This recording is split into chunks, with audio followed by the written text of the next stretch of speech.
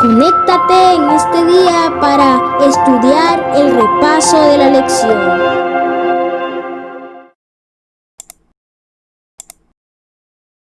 Hola, buen día para todos. Que el Dios de los cielos los colme de grandes bendiciones. Hoy estudiaremos la lección número 6, que se titula Más lecciones del Gran Maestro. Y antes de empezar, lo haremos con una palabra de oración. Oremos. Padre Santo y poderoso Dios, gracias, oh Señor, porque tú eres maravilloso, tú eres grande. En medio de las crisis y las dificultades, tú nos muestras tu amor y tu misericordia. Te pedimos en esta hora, oh Señor, que aprendamos más de ti, más de tu palabra, y que las personas que me van a escuchar, escuchen la voz de Dios. En el nombre de Jesús. Amén y amén. Más lecciones del Gran Maestro. El versículo de memoria lo encontramos en Marcos, capítulo 10, versículo 52. Dice la palabra de Dios: y Jesús le dijo: vete, tu fe te ha salvado. Y enseguida recobró la vista y seguía a Jesús en el camino. Todos alguna vez en nuestra vida nos hemos detenido y hemos notado que en algún momento de nuestra existencia nos hemos equivocado. Si hay alguien que no se haya equivocado alguna vez en la vida, que levante la mano. Pensamos en esos momentos y nos da vergüenza. Pero lo peor que llegase a suceder es que las demás personas se enteren. Cuando leemos Génesis capítulo 3 y vemos la transgresión de Adán, muchos de nosotros lo juzgamos. Todavía hay personas que condenan a Adán.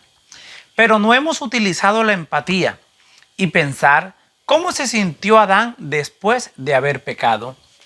¿No te has detenido a pensar qué sintió Adán y Eva al enterarse que Caín mató a su propio hermano Abel? Es decir, que un hijo carnal de ellos mató a su propio hermano. También podríamos pensar en lo que hizo Abraham, el padre de la fe, al decir: no es mi esposa, es mi hermana. David fue sorprendido de igual manera en un acto de adulterio. De allí su corazón se volvió a Dios y experimentó el verdadero arrepentimiento.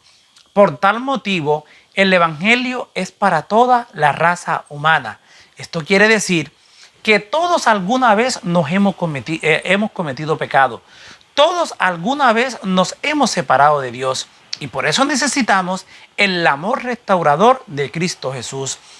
Y la sangre derramada en la cruz del Calvario por Cristo Jesús es para perdonar los pecados de toda la humanidad. Y eso es suficientemente bueno para enterarnos que no importa los errores que hayas cometido. Si te acuerdas de tu Salvador Jesús, Él está allí para perdonarte y también para salvarte. Lo único cierto es que todos somos pecadores.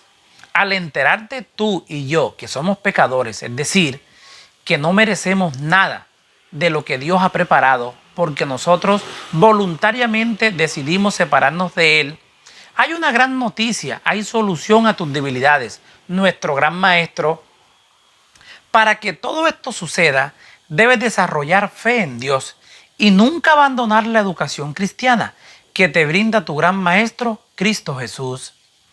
Cuando en tu diario vivir colocas a Jesús en tu primer lugar, cuando estás atento a las instrucciones del gran maestro, cuando tú lo contemplas, deseas ser semejante a Él. Como alumno de Jesús y reconoce que es tu maestro, debes atender a sus enseñanzas, obedecer sus palabras, cumplir su voluntad y debes agradarle en todo. Cuando haces tus quehaceres en compañía de Jesús, tu vida será un deleite. Nunca te canses de leer el libro de la enseñanza que te dejó tu maestro, y es la palabra de Dios. La palabra de Dios es la norma de vida del cristiano. Ella te llevará por caminos de luz. Dios, a través de Jesús, vino a establecer un reino. No te lo pierdas. No abandones el aula de clases de Cristo Jesús. Sigue firme, que lo que Él prometió lo cumplirá. Cuando te sientas mal y avergonzado delante de Dios, no te escondas. Leamos la actitud de Adán al cometer su pecado. Vamos a buscar Génesis capítulo 3, versículos 6 al 8. Y vio la mujer que el árbol era bueno para comer, y que era agradable a los ojos, y árbol codiciable para alcanzar la sabiduría. Y tomó de su fruto y comió y dio también a su marido, el cual comió así como ella. Entonces fueron abiertos los ojos de ambos y conocieron que estaban desnudos. Entonces cosieron hojas de higuera y se hicieron delantales y oyeron la voz de Jehová, Dios que se paseaba en el huerto al aire del día. Y el hombre y su mujer se escondieron de la presencia de Jehová, Dios entre los árboles del huerto. Adán y Eva oyeron la voz de Jehová Dios. Dios visitaba a Adán y a Eva periódicamente. Hacia el fin del día, cuando suaves brisas vespertinas refrescaban el huerto, siempre habían sido una ocasión de deleite para la feliz pareja. Pero el sonido de la aproximación de Dios en este momento no era tan feliz para Adán y a Eva. Fue entonces un motivo de alarma. Ambos sintieron que de ninguna manera se atrevían a encontrarse con su Creador. Ni la humildad ni el pudor fueron la razón de su temor, sino un profundo sentimiento de culpabilidad. Las historias tradicionales de la caída de Adán y Eva describe una fruta como una manzana. Pero eso no es lo que dice el texto en la palabra de Dios en Génesis capítulo 3. El fruto del árbol, el tipo de fruta, no importa. No importa qué fue lo que comieron. Comer de ese árbol estaba prohibido, porque el mismo Dios así lo había establecido.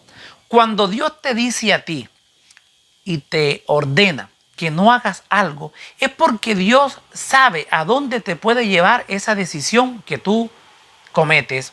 Porque el árbol significaba algo. Representaba la tentación de dejar a Dios de lado y declarar: yo puedo ser la medida de mi propia vida.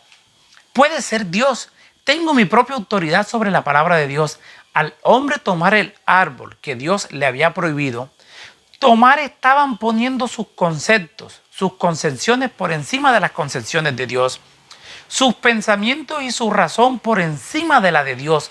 Pero la serpiente, que era el animal más astuto de todos los animales del campo, logró que Adán y Eva comieran de la fruta del árbol y sus vidas se descontrolaron.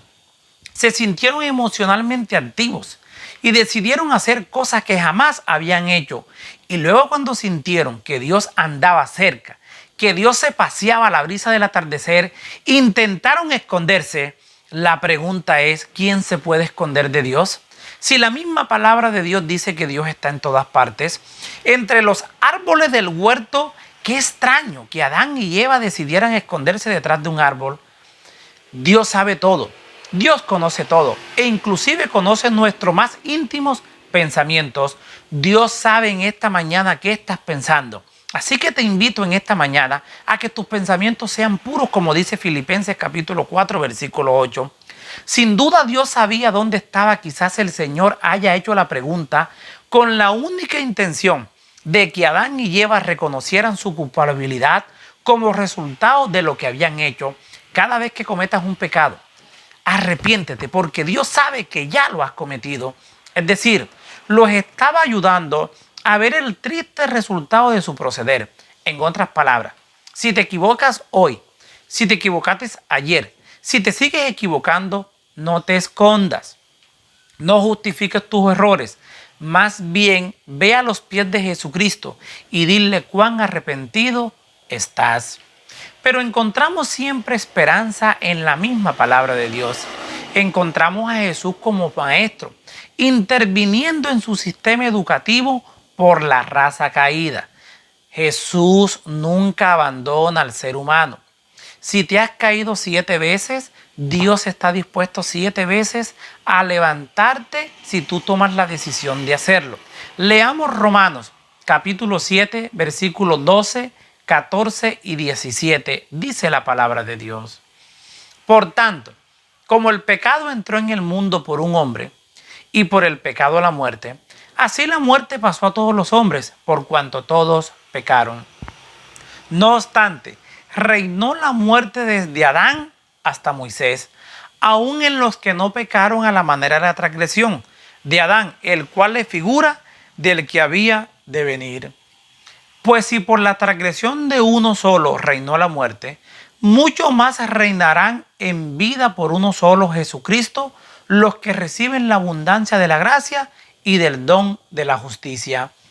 El contraste de este versículo está entre transgresión y gracia, muerte y vida. Hay una declaración entre Adán y Cristo. El plan de redención restaura todo lo que se perdió por el pecado. Cuando la tierra sea renovada y se convierta en el hogar eterno de los redimidos, se cumplirá plenamente el propósito original de Dios para la creación del mundo. Se recuperará el dominio que perdió el hombre.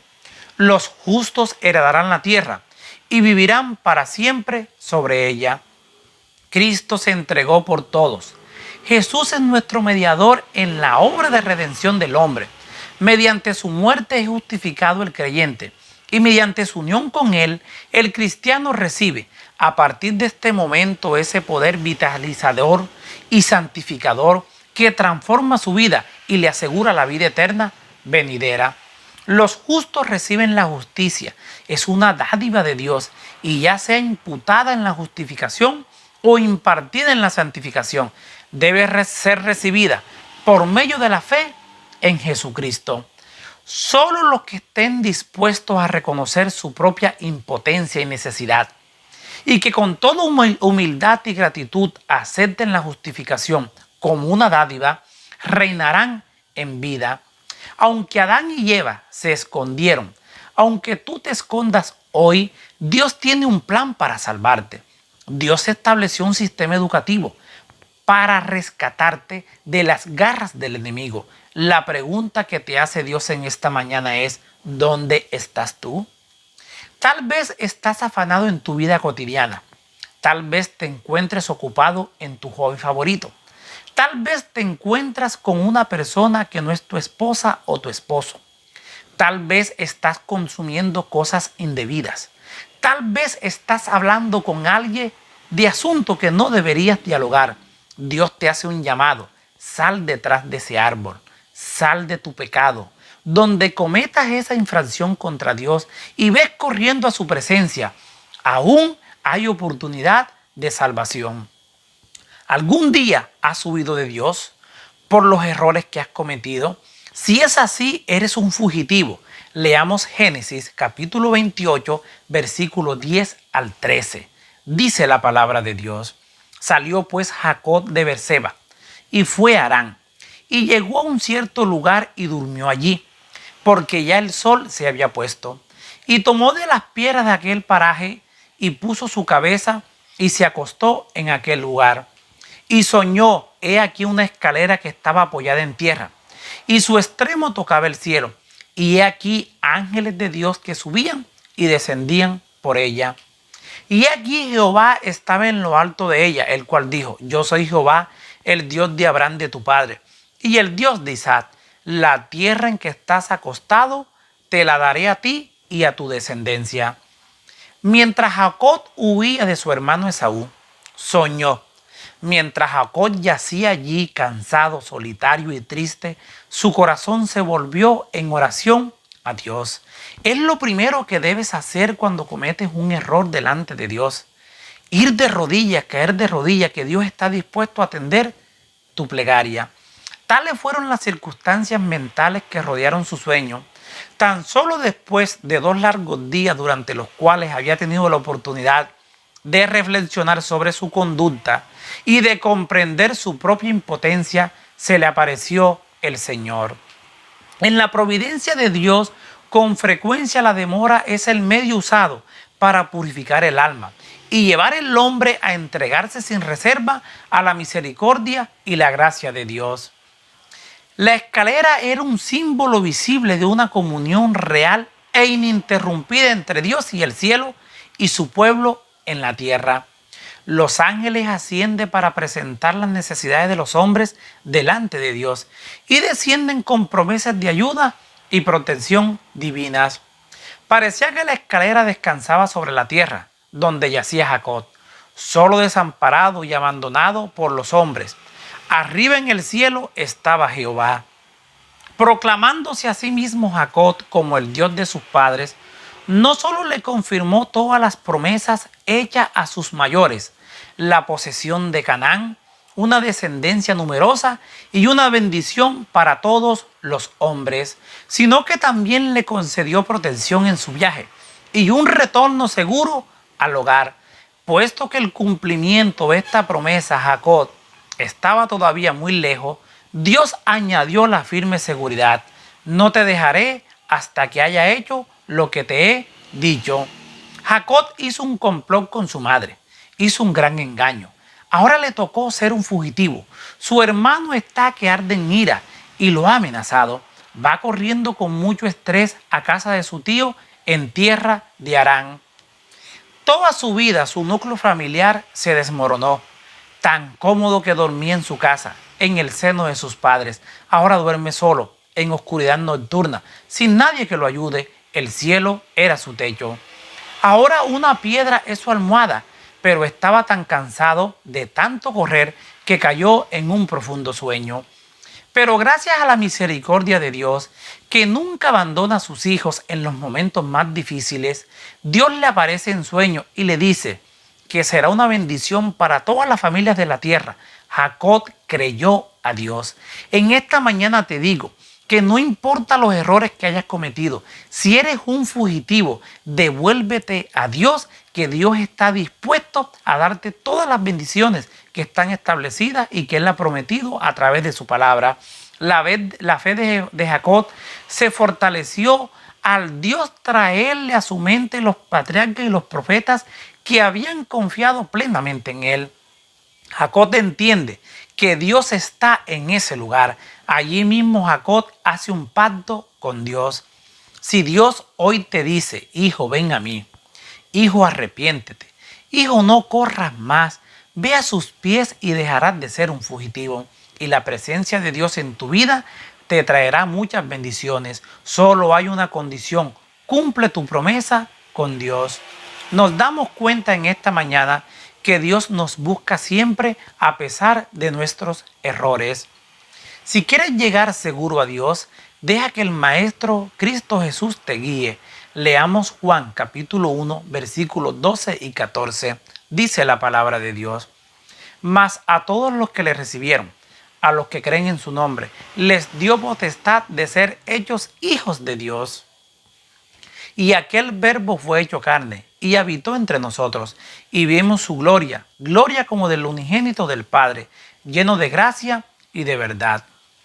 Jesús llegó a esta tierra a salvar a la humanidad, pero en este texto se centra en todos los que le recibieron, no meramente como a un hombre o aún como un profeta, sino como al Hijo de Dios, al enviado de Dios, al Mesías. Juan aquí presenta como un error la creencia de que sencillamente porque Cristo murió por todos los hombres, todos serán salvos. También presenta como igualmente falsa la creencia de que Dios predestina a ciertos hombres para que sean salvos y a otros para que sean condenados. Enfáticamente, Juan declara que el factor decisivo radica en los hombres mismos. A todos los que le reciben y creen en Él se les da el derecho de ser hijos de Dios. Creer en el nombre de alguien significa creer lo que esa persona dice. Los demonios creen que hay un Dios, pero no le obedecen. Pero esto es completamente diferente de creer en el nombre de Dios. Creer en el nombre de Cristo es posesionarse de los recursos de la salvación en Cristo Jesús. La fe es la condición con la cual Dios ha creído. Conveniente prometer el perdón a los pecadores. No hay virtud alguna en la fe por la cual se puede merecer la salvación, pero la fe puede aferrarse de los méritos de Cristo, el remedio concedido para el pecado. El mismo Dios que habló con Adán y Eva en el Edén es el mismo Dios que habló con Jacob en medio de la nada. Ahora se presenta como persona, es decir, Cristo hecho hombre. Dios dice en el Nuevo Testamento: Dios se personificó a través de Jesús. Podemos conocer la voluntad y los caminos de Dios porque Jesús es Dios. Juan vino a esta tierra a preparar el camino para alguien más grande que él. Y ese alguien más grande y más asombroso se llama Cristo Jesús. Era alguien especial. Estaba a punto de aparecer. Y Juan el Bautista dijo: no soy digno de desatar las correas de sus sandalias. Juan mismo dijo que Jesús era el Cordero de Dios. Luego que Juan prepara el camino, aparece el gran maestro, Jesús. Y muchos deciden seguir a Jesús porque ven algo especial en él, algo que no veían en los líderes judíos. Jesús es un rabino, un maestro. Jamás habían visto un maestro humano como él, porque Jesús es Dios. Dios descendió en forma humana. Es el mismo Dios interactuando con la raza humana. Qué maravilla sentir la presencia de Jesús. Dios mismo vino a enseñar a sus alumnos a la tierra. Si quieres recibir la instrucción correcta, acude a ese maestro Jesús. Nunca te va a suministrar una educación equivocada.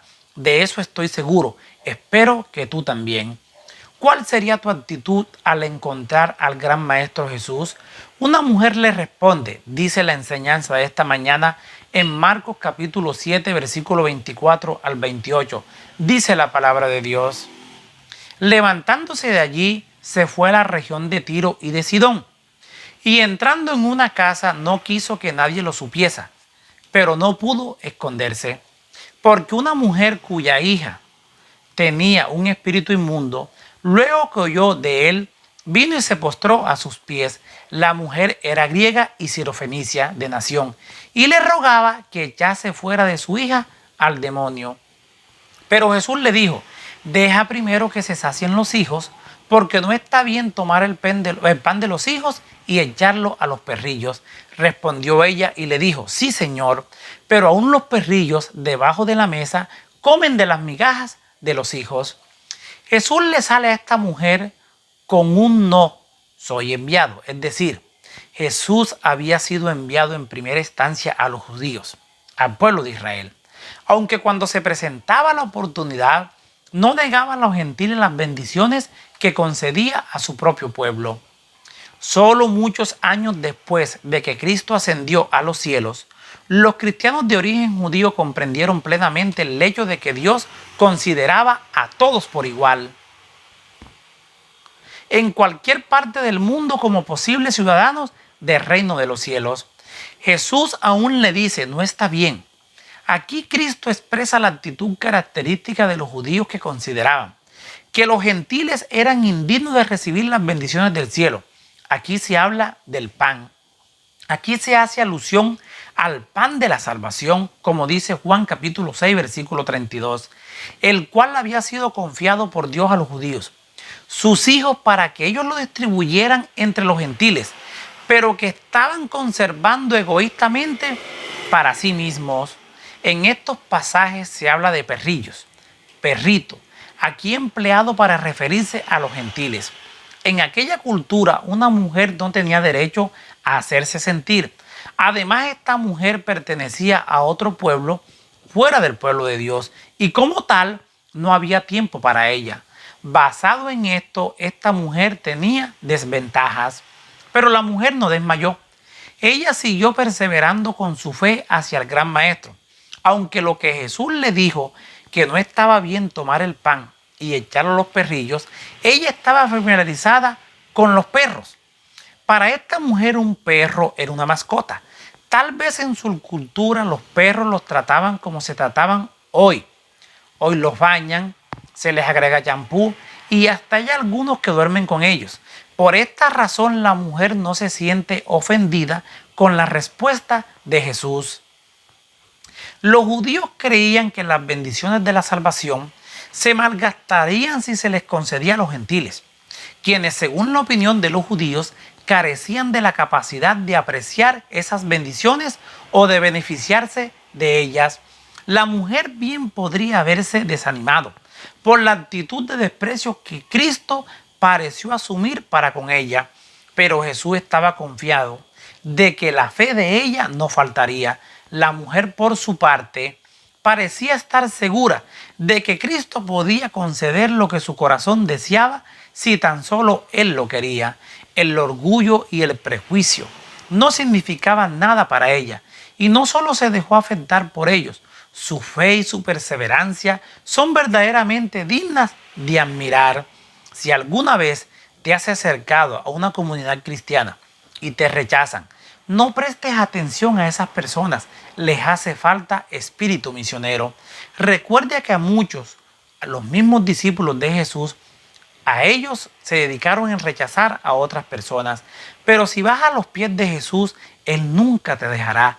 Persiste como esta mujer.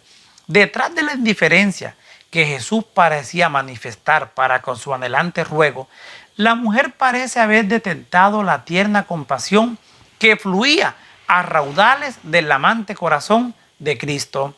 Sin duda, el mero hecho de que tratara el asunto con ella, en vez de despacharla bruscamente como lo habrían hecho los rabinos, le dijo ánimo para creer que Jesús accedería a su ruego. La voz del maestro no mostraba ningún rastro de impaciencia, y su rostro solo revelaba la serena dignidad y la infinita ternura que siempre dejaba de traslucir. Ella se conformaba con las migajas, con solo una pizca. Aún los perrillos tienen derecho a las miguitas que sus amos les dan. Esta notable mujer estuvo lista a ubicarse en cualquier nivel social que Cristo le pudiera asignar, sin ni siquiera discutirlo, si tan solo Él le concedía lo que ella pedía.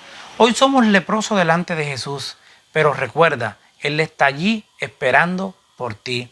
Qué bueno sería que nosotros, como alumnos de la escuela de Jesús, de la escuela del gran maestro, entendiéramos el mensaje verdadero de la salvación.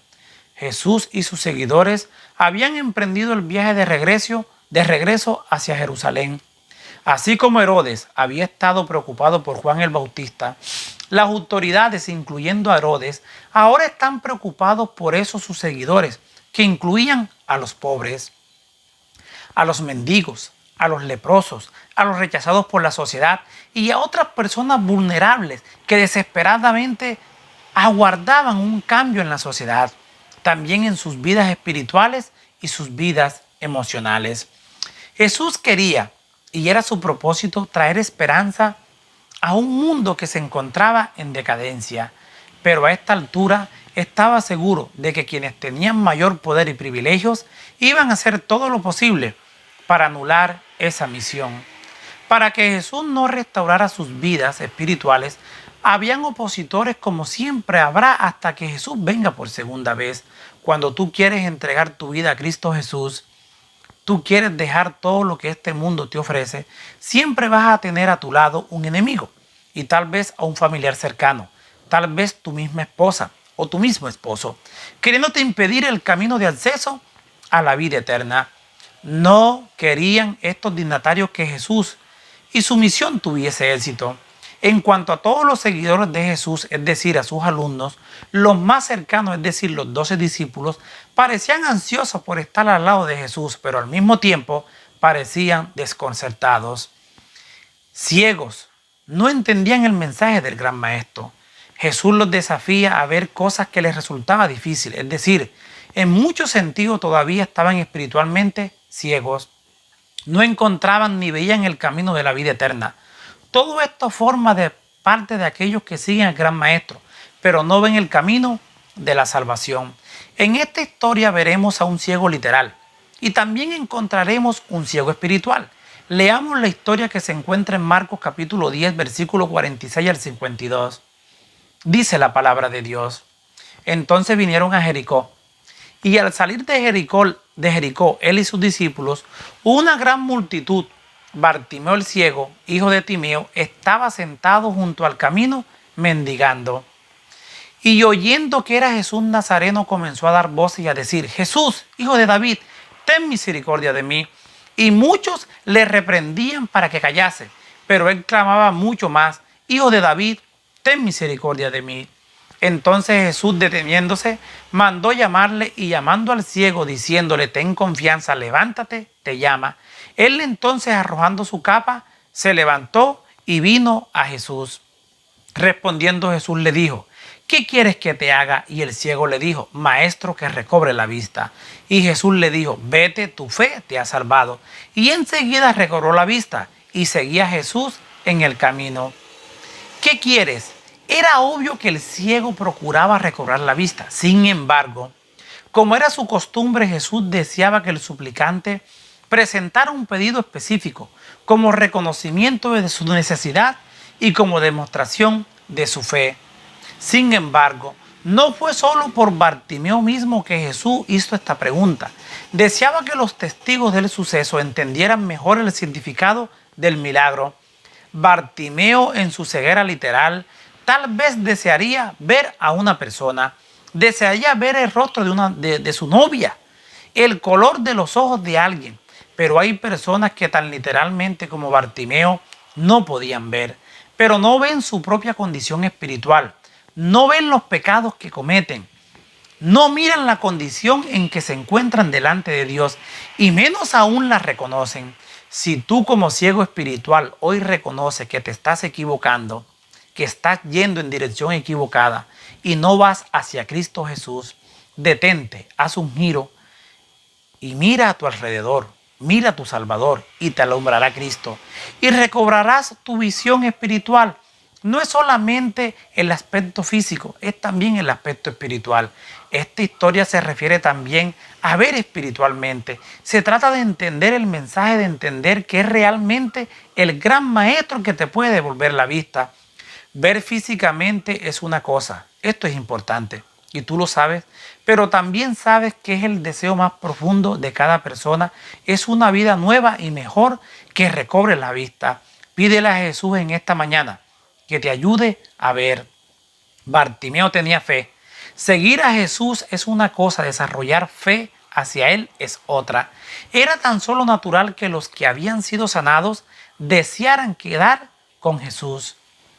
Si le estoy hablando a alguien esta mañana que Jesús ya le hizo un milagro y puedes ver espiritualmente tu condición espiritual, lo único que te pido es que nunca abandones el Maestro, que sigas firmemente sus pisadas.